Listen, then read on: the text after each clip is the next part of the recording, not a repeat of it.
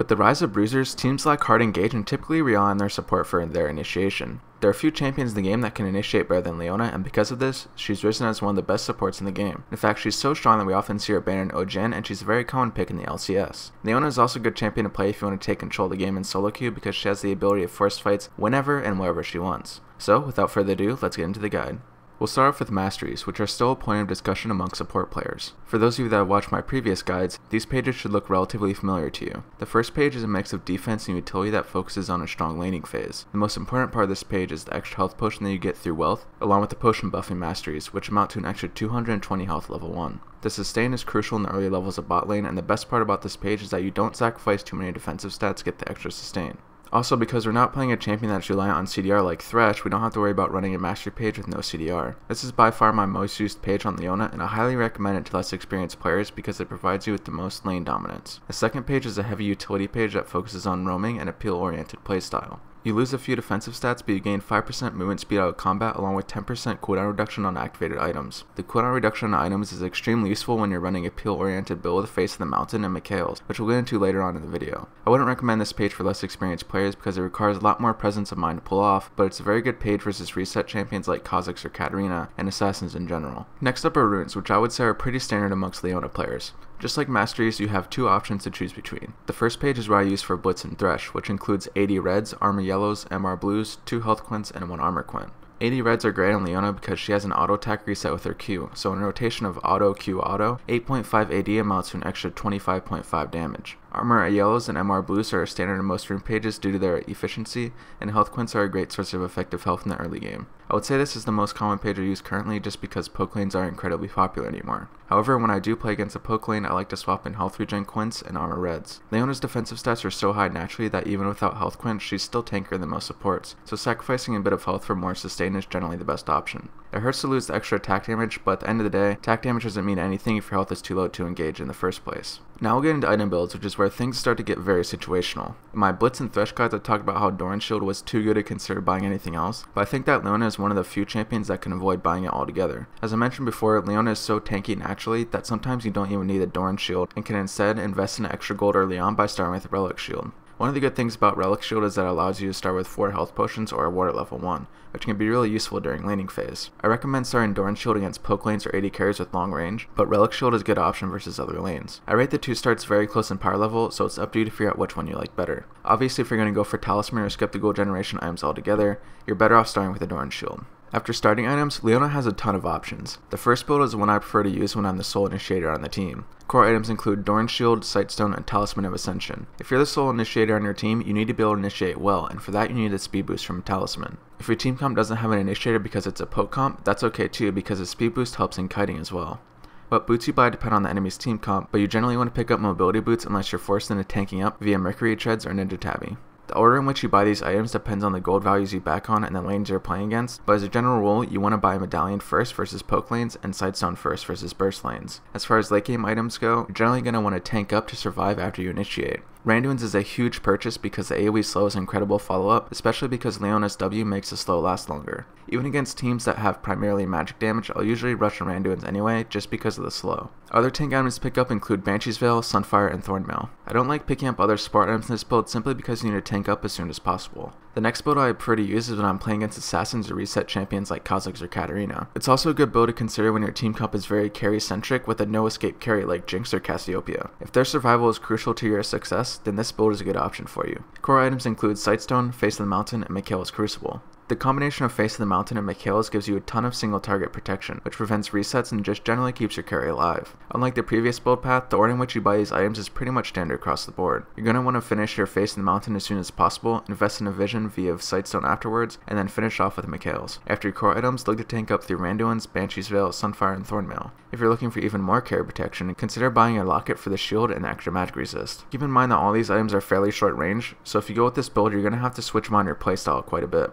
After using your ultimate for initiation, you have to immediately peel back for your carry to keep them alive. With this build, you're fairly useless separated from your carry, so make sure to protect them at all times. The last build is the one I prefer to use when I don't need extra initiation power from Talisman. For example, if our team has a Vi, I don't really need a Talisman because we already have so much initiation through our ultimates alone. Core items include Sights and Targan's Brace, and some people would even argue that Targan's Brace is situational. Personally, I think Targan's is always worth picking up. Unless you back with about 1,000 gold, then it's better to just pick up a Giant's Bow instead. Most games you're going to be backing before then though, so being able to spend 400 to 500 gold on components is nice. Similar to the previous build path, the order in which you buy these items is standard across all matchups, though obviously it does still depend on the gold that you back with, so don't tunnel too hard on these priorities. As far as late game items go, you still want to tank up with Randuin's, Banshee's Veil, Sunfire, and Thornmail. I don't like to upgrade in the face of the mountain with this build, so I typically end up selling targets at some point in favor of more efficient tank items. For skill order, you want to take Q at level 1, E at level 2, and then max R over W over Q over E. Some people prefer to max E over Q because it gives you a little more damage, but I like to have a lower cooldown on my stun instead of a lower cooldown gap closer. After all, closing the gap on Leona doesn't really mean much if you aren't able to stun immediately after anyway.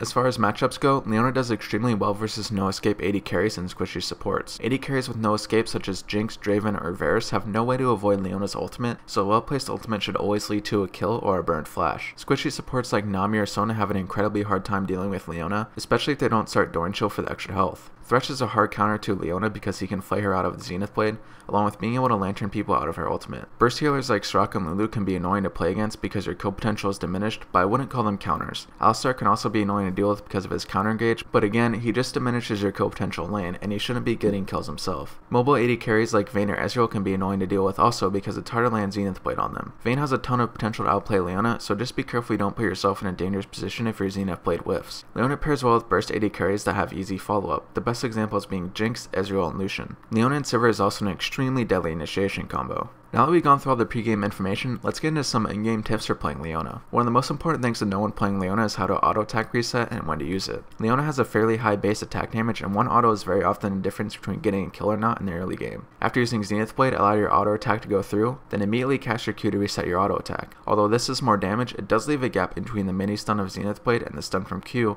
where your target can flash away. If you're confident that you have enough damage with the extra auto-attack, then use your Q immediately after using Zenith Blade in. Leona's ability to chain her stuns together depends on the target's tenacity. Against low tenacity targets, you're able to chain the stun from your Q into your ultimate, which is almost a 3-second stun chain in combination with Zenith Blade. Against higher tenacity targets, the stun from your Q will wear off before the ultimate delay is over, allowing them to flash out your ultimate and ruining the stun combo. So, against targets with Mercury Treads or other tenacity items, make sure you save your ultimate if you know that they have flash up. Also keep in mind that there will always be a slight delay in between the snare from Zenith Blade and the stun from your Q, so champions with escapes can queue up their escape in that delay and it will go through before your stun does. If you're playing against a champion like Caitlyn or Tristana, after you use your Zenith Blade and Q, wait for their escape to go through and then use your ultimate to catch them where they land. It's especially easy to predict escapes that have fixed distances like Caitlyn, so you can throw your ultimate before they land. Leona is a lane bully, so knowing how to play the laning phase properly is a huge part of knowing how to play Leona. Because Leona is melee, it's difficult to push out the lane early, but getting level 2 first or at the same time as your enemy is crucial. You don't want to be set on the back foot early on because it prevents you from going aggressive for the rest of the laning phase. Leona doesn't have any poke abilities, so instead of poking, you have to distract enemy support and AD carry from hitting your minion wave. Think of your health as a resource. Sacrifice some of your health to enable your AD carry to push for level 2.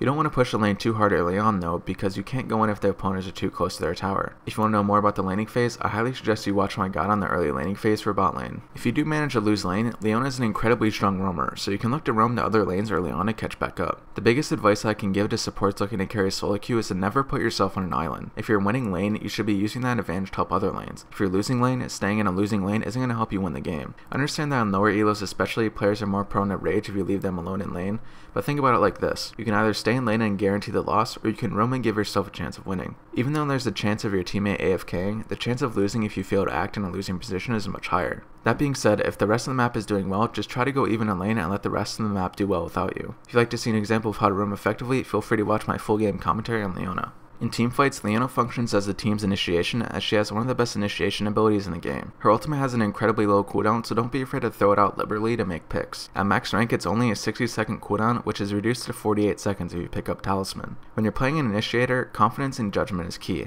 You have to be able to weigh the strengths of both teams, determine if you can win the team fight, and then be confident enough in yourself to land your ultimate. Confidence only comes in time, so if you're having a difficult time on Leona at the start or feel like you're not doing enough, just keep playing and you'll see the improvement. Leona is one of the best supports in the game currently, and it's my hope that this guide gave you all an idea of how to play her. If there's anything that you think I can improve upon in this format, please let me know in the comment section below. Also, if you're looking to learn more about Leona, feel free to check out one of my full game Leona commentaries. If you have any questions about the guide or anything at all, be sure to ask me in the comment section below or tweet at me. Thank you all for watching, and as always, good luck in your games, and I'll see you all next time.